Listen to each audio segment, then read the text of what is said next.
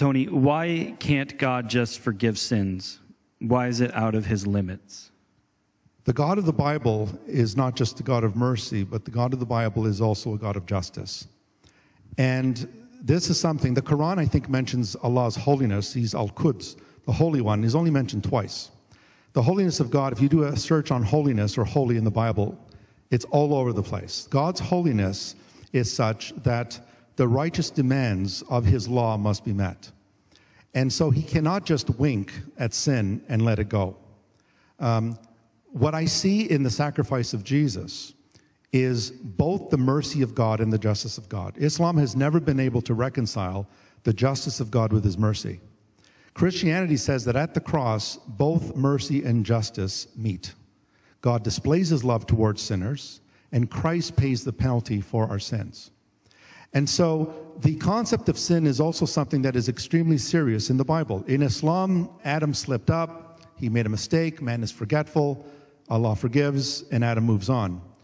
But in the Bible, the concept of God's justice is extremely central. That's why you have the concept of sacrifice in the Old Testament.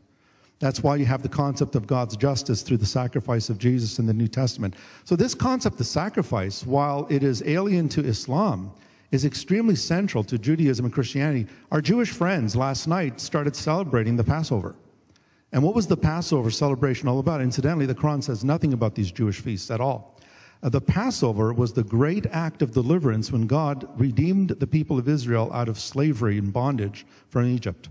And what was the redeeming quality? What saved them from the angel of death was they took the blood of the lamb and they put it on the doorposts of their house. That's where we get the word Passover. When I see the blood, I will pass over you. The New Testament tells us that Jesus Christ, when John the Baptist, whom our Muslim friends know as Yahya, when John the Baptist saw Jesus, he said, "Behold the Lamb of God who takes away the sin of the world." Tony, you're out of time on that. Would you like to respond to that? I have a question that's actually really similar, though. Yes, if I may, please, if I can. Yeah, absolutely. Is that, as I said, outside of the realm of abstract Christian theology, even Christians do not abide by these concepts of justice and forgiveness. Supposing somebody punched me and injured me and caused me to have a bloody nose. Quranically speaking, I have two options, you know, eye for an eye, tooth for a tooth. I could strike him back, not kill his family or anything, but I can punch him back, give him a bloody nose and say, there you go, tit for tat, you know, eye for an eye, tooth for a tooth. That's justice. Or I could say, I forgive you. Forgiveness means I let you go. It's okay.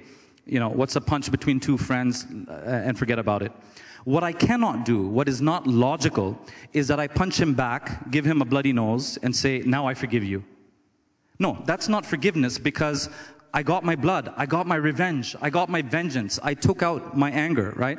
So for me, in the New Testament, God the Father is getting his blood payment. He's getting his ransom, he's getting his payment, then he's letting you go. That for me is not forgiveness, and punishing an innocent person is not justice. So far from justice and forgiveness being reconciled at the cross, I see that neither one is being fulfilled. And in terms of the master-servant relationship, Job, Moses, Isaac, all of these prophets in the Old Testament are called Eved. Eved is the same as the Arabic Abd, which can mean slave, it can also mean servant. So I'm in good company. If I'm a slave or a servant of God, I'm in good company. I don't find it demeaning or denigrating in any way. Thank you. I'm going to raise a question that follows along this, and then I'll move away from these these questions.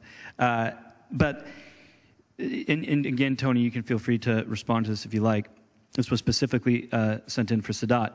Can God just forgive? And then followed up is, do you think that you deserve forgiveness? You're right, that's a related question. So I already answered that question, because if God could not forgive like that, then think about it. The implications of that are that you and I are actually more forgiving than God. You and I are actually more forgiving than God, because this guy punched me, right? He gave me a bloody nose, and I'm just going to forget about it. I'm going to wipe the slate clean. So if I can do that, how come God can't do that? Muslims believe God can do that. In fact, he can do that far better and in greater, quantity than we can. You see, again, look, and in terms of Muslims not taking sin seriously, just to bounce off of that, is that, I have an 8-year-old son. He's here in the audience, right? if I expect him to meet my standards all the time, if I say, look, son, run and jump over this chair, because I can, I think I can. So since I can, you're my son, I want you to be like me, you have to live up to my standards, you should be able to jump over this chair too. And when he fails, sorry son, the relationship is over, that's it. I mean, you know, you fell short of my expectations. All of you here would probably think I'm a psychotic dad if I did that. So this is the problem that I see, that for an infallible God to expect Tony and Sadat to be infallible, that would be unjust, because we're not infallible. So if God expected us to be infallible, he would basically be expecting us to be God. God would be expecting Adam to not be Adam, he would be expecting Adam to be God.